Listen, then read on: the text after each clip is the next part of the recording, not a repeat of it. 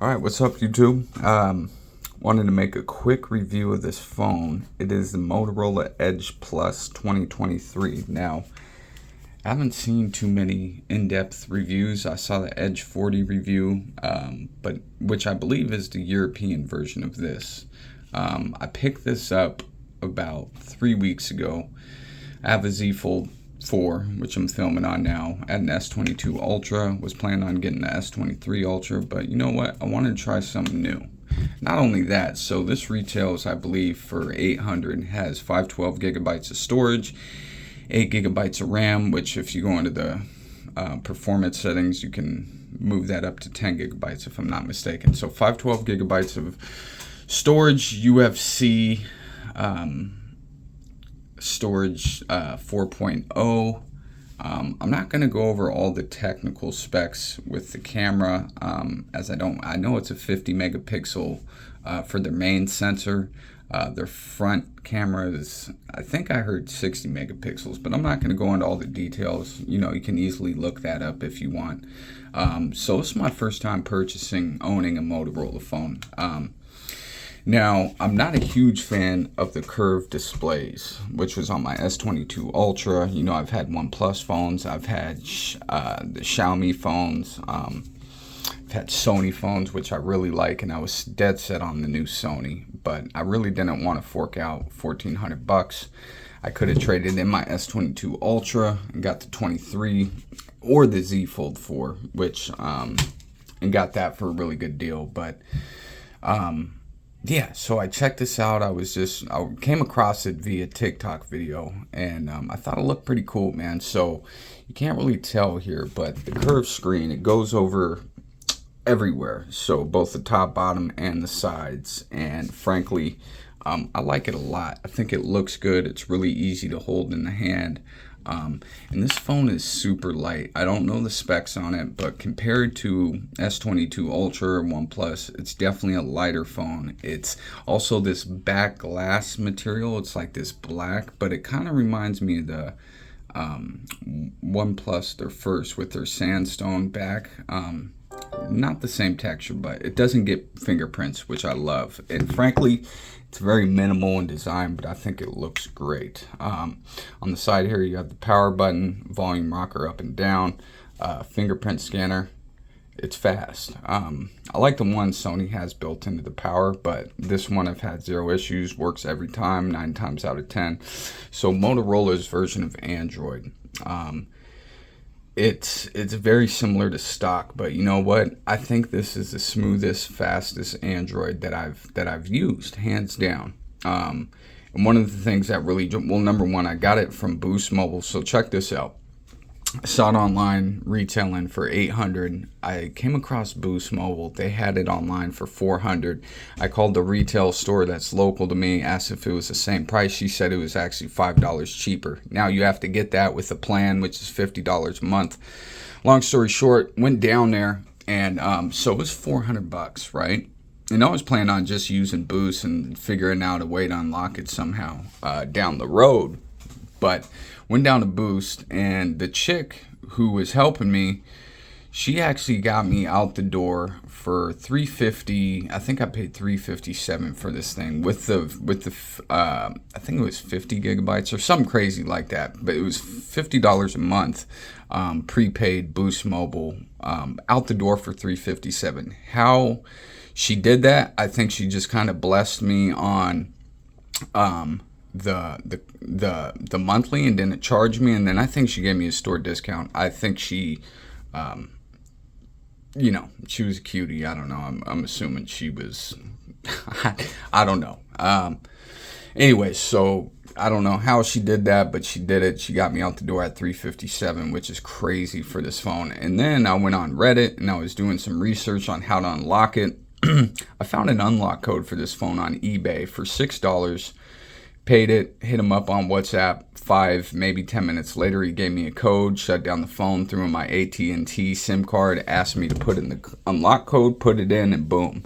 So I have this on AT&T, which also one other thing that I noticed, my service, when it comes to internet speed, is significantly faster than my Z Fold 4. Pages load stupid quick. But yeah, let's go through a little rundown. So build quality, it's a full HD display, running at 165 hertz, or you can do 144 hertz, and it has the technology where, you know, when it's not using it, it lowers it down. But what I can tell you on this, the battery life is stupid. So let's see, I'm at 47% right now. Let's go into the settings. Let's go to display, or excuse me, battery. I'm at 47%. It's been off since, I think I was up at 6 o'clock. I was up early today. I went to church. But anyways, let's go into battery usage.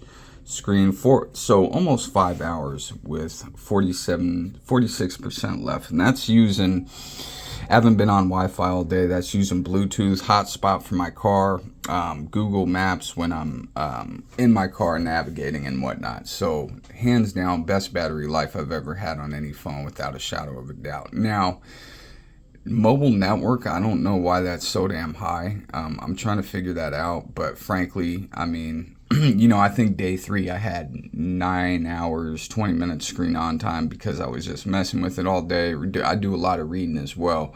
Had 9 hours, 20 minutes with 27% battery life left. So that's always like my number one pet peeve with phones in general. You know, like for example, my Z Fold 4, I think it gets maybe 5 hours on a good day.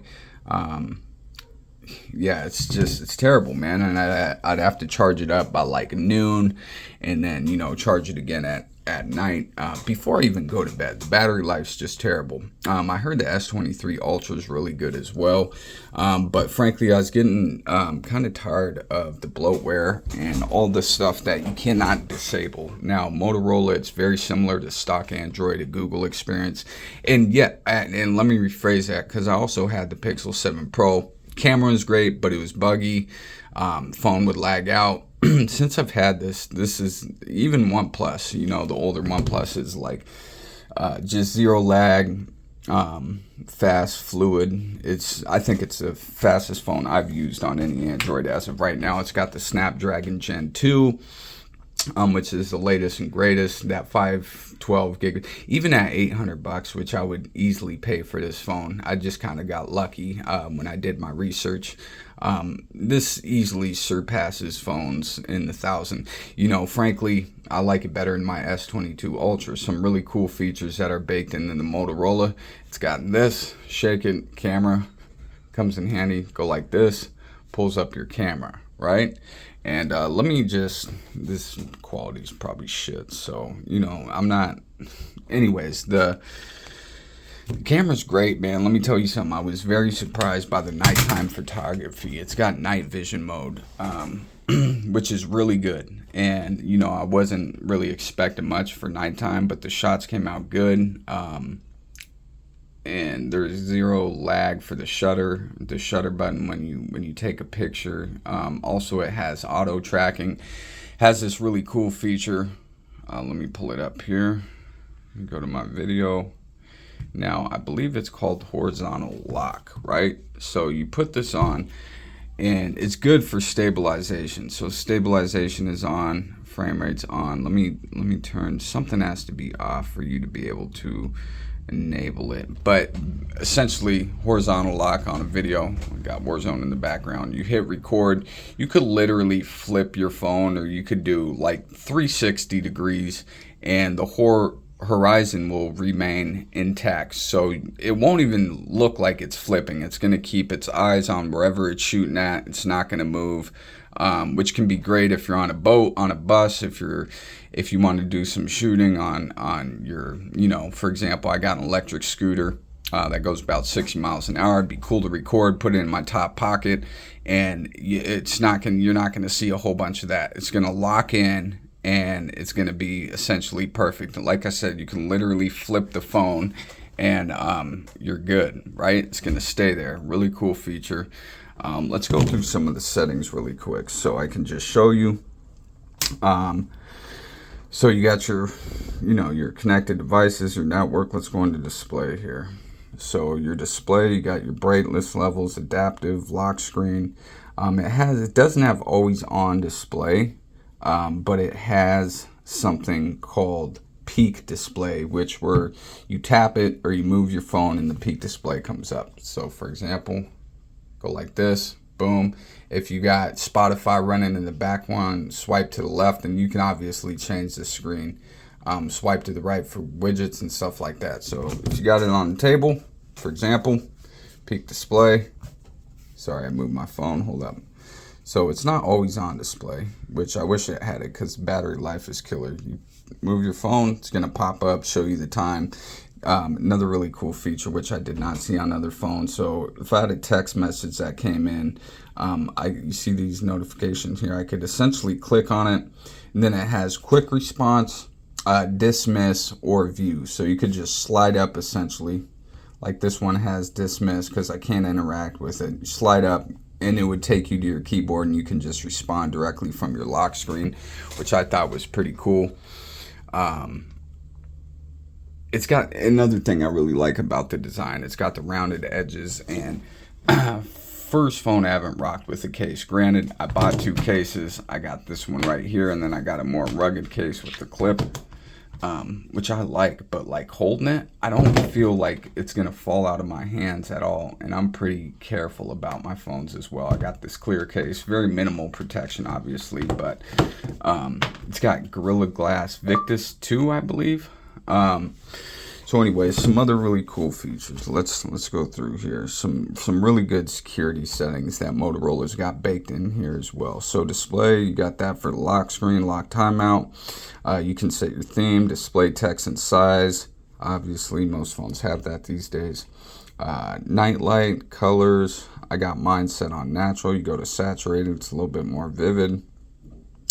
Flicker prevention, another really good thing for your eyes, which I don't see many phones have. Attentive display, we all know what that is. Keeps your phone unlocked when you got that going. So I have my refresh rate set on auto. You can set on 60, 120, 165. When you have 165, frankly, you know what? I can't really tell the biggest difference. Put on 165. I noticed when I ran it for a day, I might have 1 hour less of battery on time, which, and I'm sure this is probably hard to see on your phone. I just got off all social media, or else I'd scroll through Facebook or Instagram or something like that. But let's take a look on here, and I'm sure you're not going to be able to tell via this video, but I can just tell you it's ridiculously smooth, right? I guess you can tell a difference. I don't know. You have to really be paying attention. I keep it on auto. That goes up to 120 hertz, which I'm completely okay with, right? 165, that's a cool feature. It's all smooth to me. You know, I can't really tell all that much. Now you got peak display, which I just went over with you. Pretty cool. I got 3-finger screenshot, edge lights, so when you get a phone call or a notification, the sides here, let's go ahead and click on it. The sides here will go ahead and light up. You can change the colors, which is kind of cool. Calls and alarms, get it for your notifications, and you can set it. So let's click on settings, see what we got. So yeah, you can change the color of it. You can set it to calls, alarms, app notifications, show at full brightness, only show when the screen is facing down. So for example, you have your phone down and you're going to be able to see, let's say your phone's on silent, you're going to see those lights pop up, at least if it's in the dark. You can set it to a time schedule as well. Swipe to split screen, which is a cool feature. You would essentially go like this, but you have to have the 3 buttons on bottom, which I don't use because I use the gestures to go ahead and navigate my phone. Ready for, so similar to Samsung DeX, you can connect this via wirelessly or wired to your TV, your PC, or tablet. It's optimized, right? It's smooth, all that kind of stuff, no lag or anything like that, but Samsung really has that kind of down to a science. They've been doing it for a while, but it's, you know, all the same features. It's like a desktop experience, which is pretty cool for all the, I didn't know that was a feature when I got this, right? You got your excuse me, you got your screen record, which I can't click on it. screen record here, 1080p to 720. Let me get back in focus. Sorry, shooting on my fold here. And I'm just making this because I literally didn't see that many reviews from any users here. You got your sound and vibration, spatial sound, you got your crystal talk over VoIP, you got phone ringtone, live caption, media, blah, blah, blah. What else? Always show icon when in vibrate mode. So another cool little feature, you can flip your phone to silence it, turn on do not disturb, pick up to silence, pick up phone to silence the ringer. I got that on, pretty cool. Media controls, pop up on your lock screen, I believe it is. Gestures, notifications. So you got your app settings. Go ahead and change your notifications for your apps. You got your notification history, you got your conversations, got your bubbles for notifications, turn that on or off. Device and app, skip lock screen, do not disturb, general.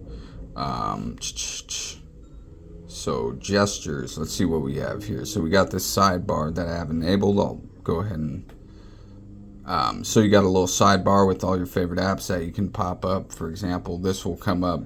You can, sorry, I'm filming here. You can grab it and move it around if you want, and then you can exit out of it, or you can turn it into a full screen app. And if you do want to do split screen without the features, that's opening on PC. Another cool feature, open on PC if you're connected to the same Wi-Fi. Split screen, let's just do that. So you do have split screen, obviously, pretty common on phones these days. What else do we have when we click on that? App info, open on PC, split top. Hold on, thought I just saw something. Free roam. So if there's an app that you want to keep on screen, you can go ahead and pull it up like that, and then you do free roam. You can also pause the app as well. But let me get into the Motorola. So let's go to the home screen here. Let me find a blank spot. Personalize. So you go onto here, and basically what this does, based off your wallpaper, it's going to theme your phone based off the color of your wallpaper. So slide up. As you can see, my icons, some of the buttons, stuff like that. You go into here. That's not themed. I themed that. That's not the stock. That's not the stock messaging. So that's not themed. But anything else that's on your phone is going to automatically theme based off the colors. And of course, you can change that as well, which is pretty cool. Another cool feature is you can change the font of your phone. I have mine on slab right here. Colors, icon shape, so you can change the shape of your icons, which is pretty dope. Boom. And then it all went to circles like that, which I think is pretty cool without having to install Nova launcher or launcher like that. Display text and size, obviously pretty straightforward. Size and display size. Let's see, what else do we got? We got layout, so you can customize 5x6, 5x5. I have mine on 5x6. Fingerprint animation, you can change those. So that's the one I have it on. This one, and then chromed out. Actually, I kind of like that. We're gonna go ahead and keep it on that. Peak display. Showed you this already. Right as of right now, they only got 3, but whatever. They're all pretty cool. Let's click on this icon here and see what we can. Weather and Google Alerts. Okay, not a whole lot we can do in there. Samsung definitely has the best. Let's keep it on the battery. Definitely has the best always on display, but I like the peak display. I would normally use it on other phones just to say battery life, but because of the fact that the battery on here is just ridiculously good, and I believe it's a 5,100 milliamp battery if I'm not mistaken. Sounds, dark mode, edge light, which we already went into. Let me see if I can find this Moto app where it has quite a bit more settings you can mess with. The security settings, lots of really useful security settings. Anyways, I don't want to go through and trying to find it right now, but this is what I can say. Hands down, best battery life on any phone. Fastest, smoothest, better than the OnePlus 7 Pro, better than the Samsungs, better than the OnePlus. There's just zero lag. Smooth, 165 hertz refresh rate, 55,100 milliamp battery, best on any phone I've ever used. 512 gigabytes internal storage. It's got similar to a DeX mode, and the phone retails for $800. The feel in hand is amazing. Best I've felt on any phone. It's super thin. It's light, so that's nice coming from a Samsung with, and I believe it's a 6.7 inch screen as well. And it doesn't feel nearly as big as my S22 Ultra did. That's a lot like bigger and boxy, definitely heavier. This one is not, and Motorola really did a good job with their software. Now, I hear one of the main complaints that I read online is that, their updates. This is getting 4 years of Android updates, and since I've had this phone, I've gotten one security patch which just came through last week, and I believe that's for this month, if I'm not mistaken.